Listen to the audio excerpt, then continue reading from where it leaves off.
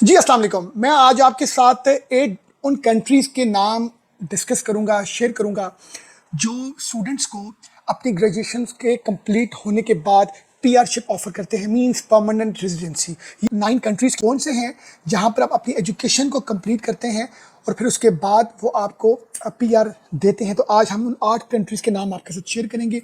Number 1, Canada. Canada के हवाले से अगर मैं बताऊं तो इनका प्रोग्राम है कैनेडियन एक्सपीरियंस क्लास, जिसको हम कहेंगे ECE। Points based PR offer करता है, जिसमें आपका वर्क एक्सपीरियंस, आपकी एजुकेशन। सेकंड एक क्लास है जिसको हम कहेंगे FSW, फेडरल स्किल्ड वर्कर्स। ये भी मेरिट बेस्ड इमिग्रेशन है, जिसमें आपकी एज, आपका एक्सपीरियंस, आपकी एजुकेशन, इस तरह के सारे फैक्टर्स को ये कंबाइन करके फिर आपको मेरिट बेस्ड जो है, पॉइंट बेस्ड आपको इमिग्रेशन ये ऑफर करते हैं। इसी का एक थर्ड एक हमारे पास पाथवे टू पीआर है, वो है प्रोविंशियल नॉमिनी प्रोग्राम्स। स्पेसिफिक वो प्रोविंसेस हैं जो ये प्रोग्राम्स ऑफर करते हैं, पॉइंट्स को कैलकुलेट करके आपको पीआरशिप ऑफर करते हैं। इसके बाद है क्यूबेक। क्यूबेक वर्क एक्सपीरियंस एक प्रोग्राम है जिसका शॉर्ट एब्रिविएशन है PEQ। ये उन स्टूडेंट्स के लिए है जो क्यूबेक में अपनी जो एजुकेशन है कंप्लीट करते हैं। कंप्लीट करने के बाद वो एलिजिबल होते हैं पीआर के लिए। लास्ट में जो पोस्ट ग्रेजुएट वर्क परमिट है इनका, जो अलाउ करता है स्टूडेंट्स को उनकी ग्रेजुएशन के कंप्लीट होने के बाद किसी भी एम्प्लॉयर के पास वो काम कर सकते हैं। जब वो किसी भी इस प्रोग्राम के under post graduate work permit के अंडर जब वो काम करते हैं, वर्क करते हैं किसी भी एम्प्लॉयर में, तो भी वो एलिजिबल हो सकते हैं पीआरशिप के लिए। उसके बाद सेकंड कंट्री है ऑस्ट्रेलिया। ऑस्ट्रेलिया का बेसिकली जो पीआर सिस्टम है वो पॉइंट्स बेस्ड इमिग्रेशन सिस्टम है। जो हाई एंड फील्ड में अपनी ग्रेजुएशन कंप्लीट करते हैं, जिसमें उनका कोई हेल्थ साइंसेज से रिलेटेड है या आईटी से रिलेटेड है या कोई स्पेसिफिक कोई एनवायरमेंटल स्टडीज से रिलेटेड है, जो हाई एंड जॉब्स होती हैं या जो हाई एंड डिग्रीज होती हैं। अगर आपकी उन डिग्रीज में एजुकेशन, क्वालिफिकेशन, ग्रेजुएशन आपने ऑस्ट्रेलिया से कंप्लीट की है, तो फिर उसके बाद आप एलिजिबल होते हैं पीआरशिप के लिए। मगर यहाँ पर थोड़ा सा ये बात समझनी ज़रूरी है कि अगर तो आपकी जनरल स्टडीज़ हैं, जैसे अकाउंट्स एंड फाइनेंस एक जनरल कैटेगरी की स्टडीज़ में आता है, तो आपके लिए पीआर के लिए एलिजिबल होना मुश्किल है। मगर अब अकाउंट्स एंड फाइनेंस में आप हाई एंड डिग्रीज करते हैं, बहुत हाई एंड स्पेसिफाइड डिग्रीज करते हैं, तो आप you can eligible for PR programme in Australia. Number third जो कंट्री है उसका नाम है न्यूजीलैंड। न्यूजीलैंड का भी जो सिस्टम है पीआर का, वो स्किल माइग्रेंट कैटेगरी वीज़ा है, जिसको हम बोलते हैं SMC।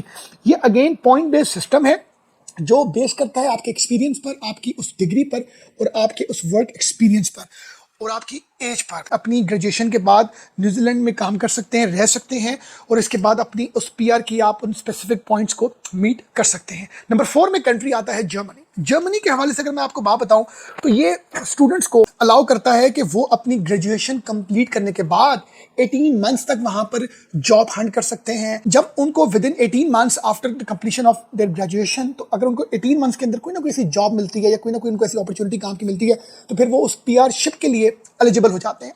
उसके बाद कंट्री आता है आपका स्वीडन। स्वीडन में अगर आप रहते हैं, काम करते हैं 4 ईयर्स तक, 4 ईयर्स तक अगर आप स्वीडन में रहते हैं, वहाँ पर कोई काम करते हैं, तो उसके बाद आप एलिजिबल बन जाते हैं पीआरशिप के लिए। नंबर 6 में कंट्री आता है नीदरलैंड।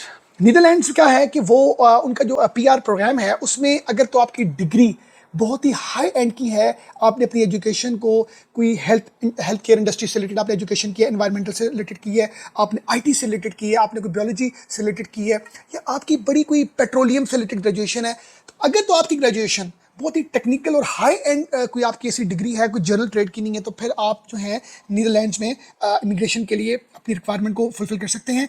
मगर उनकी एक पॉलिसी है कि जो भी फील्ड या डिग्री हो वो स्टेम्स के अंदर आए। STEM, stem. स्टेम से मुराद है हाई एंड जो डिग्रीज होती हैं, हाई एंड जो फील्ड्स होती हैं, टेक्निकल फील्ड्स होती हैं, जो जनरल ट्रेड से हटकर होती हैं। अगर आप उन फील्ड्स में रहते हो, अपनी ग्रेजुएशन को कंप्लीट करते हैं, तो फिर आप जो है वो पीआर के लिए एलिजिबल बन सकते हैं। नंबर 7 में है डेनमार्क। डेनमार्क की पॉलिसी बड़ी ही सिंपल है कि अगर आप अपनी ग्रेजुएशन कंप्लीट करने के बाद वहाँ पर काम करते हैं फ्यू ईयर्स तक, इसमें कोई ऐसी एलिजिबिलिटी नहीं है कि आपने 4 ईयर्स ही काम करना है। आप 2 to 3 ईयर्स काम कर सकते हैं या 1 to 3 ईयर्स काम कर सकते हैं, डिपेंडिंग अपॉन योर एम्प्लॉयर या depending upon your work experience या आपकी जो भी डिग्री एजुकेशन है, तो वो वर्क एक्सपीरियंस के बेसिस पे आप पीआर के लिए एलिजिबल हो सकते हैं डेनमार्क में। और इसके बाद नेक्स्ट ऑप्शन आती है 8 नंबर की, वो है फ्रांस। फ्रांस ऑफर करता है आपको temporary residence and talent visa. इससे मुराद है कि आप के पास जो भी वहाँ का फ्रांस का टेम्पररी आपके पास रेजिडेंस परमिट है, उसको आप कन्वर्ट कर सकते हैं वर्क परमिट में। उसके लिए सिंपल आपके पास कोई जॉब होनी चाहिए, आपके पास कोई वर्क एक्सपीरियंस जो भी आप वहाँ का गेन करते हैं, तो जो आप अपनी एजुकेशन के बाद आपको जो एक वहाँ पर टेम्प्रेरी रेजिडेंसी मिली होती है, तो जो ही जो जॉब मिलती है तो आप उसको कन्वर्ट करते हैं, फिर वर्क परमिट में कुछ अर्सा आप काम करते हैं और उनके कुछ पॉइंट्स हैं, उन पॉइंट्स को मीट करते हैं तो आप पीआर को जो है वो विन कर सकते हैं। एक्चुअली ये जो पीआर प्रोग्राम है ये चेंज होता रहता है। तो इसके लिए जो बेसिक रिक्वायरमेंट्स क्या हैं इन 9 कंट्रीज़ की, वो यही है कि आप अपनी ग्रेजुएशन को कंप्लीट करके वहाँ पर कोई ना कोई काम ढूंढें, वर्क एक्सपीरियंस गेन करें, उसके बाद आप एलिजिबल बन सकते हैं पीआरशिप के लिए। लास्ट में है नंबर 9 सिंगापुर। सिंगापुर आपको सिंपल जो चीज़ ऑफर करता है पीआर के लिए स्टूडेंट की ग्रेजुएशन के कंप्लीट होने के बाद, वो करता है स्टार्टअप वीज़ा प्रोग्राम, जिसको हम कहते हैं ग्लोबल इन्वेस्टर्स प्रोग्राम। कि जो इंटरनेशनल स्टूडेंट्स हैं उनको पीआर तभी मिलेगी जब वहाँ पर वो कोई बिजनेस स्टार्ट करेंगे। यहाँ पर जॉब नहीं है, आपको कोई बिजनेस स्टार्ट करना है, आपको कोई ना कोई अपना ऐसा स्टार्टअप लेना है किसी भी ऐसे बिजनेस में, तो फिर आप एलिजिबल हो सकते हैं पीआरशिप के लिए। इन 9 कंट्रीज़ में स्टूडेंट्स जो इंटरनेशनल स्टूडेंट्स हैं, जब वो अपनी ग्रेजुएशन को कंप्लीट करते हैं तो फिर वो एलिजिबल बन सकते हैं परमानेंट रेजिडेंसी के हवाले से। आपकी जो डिग्री है उससे आपको सिमिलर जो है वो काम ढूंढने की या वर्क एक्सपीरियंस हासिल करने की आपको ज़रूरत है। नंबर 2 टिप है कि आप अपनी नेटवर्किंग को स्ट्रॉन्ग करें। आप वहाँ की जो स्टूडेंट ऑर्गेनाइजेशन हैं, वहाँ पर जो प्रोफेशनल बॉडीज़ हैं, इंडस्ट्रियल इवेंट्स होते हैं, एग्जीबिशंस होती हैं, वहाँ पर जो एचआर की फर्म्स हैं, रिक्रूटमेंट फर्म्स हैं, वहाँ पर जो इंडस्ट्रियल जोन्स हैं, आप वहाँ पर जाएँ, विजिट करें। अपनी लास्ट सेमेस्टर जो आपका ग्रेजुएशन का जो लास्ट ईयर होता है या लास्ट सेमेस्टर होता है 6 मंथ्स का, तो आप अपनी नेटवर्किंग को स्ट्रॉन्ग करना चाहिए, अपने प्रोफेसर से मिलें, क्योंकि बहुत सी जॉब्स तो आपको अपने विद इन द इंस्टीट्यूशन भी मिलती है, क्योंकि दूसरी कंपनीज आती हैं, यूनिवर्सिटीज़ में इंटरव्यूज होते हैं। तो आप अपनी नेटवर्किंग को अगर स्ट्रॉन्ग करेंगे ना, और नेटवर्किंग को स्ट्रॉन्ग करने का सबसे जो बेस्ट रूट है वो क्या है कि आप जब कहीं से भी अपनी एजुकेशन हासिल करें जिस भी यूनिवर्सिटी से, आप उस यूनिवर्सिटी के हॉस्टल में रहें। उस हॉस्टल में रहने से आपकी जो नेटवर्किंग है बड़ी स्ट्रॉन्ग बन जाती है। अपना बहुत ख्याल रखिएगा। Thank you very much for watching us.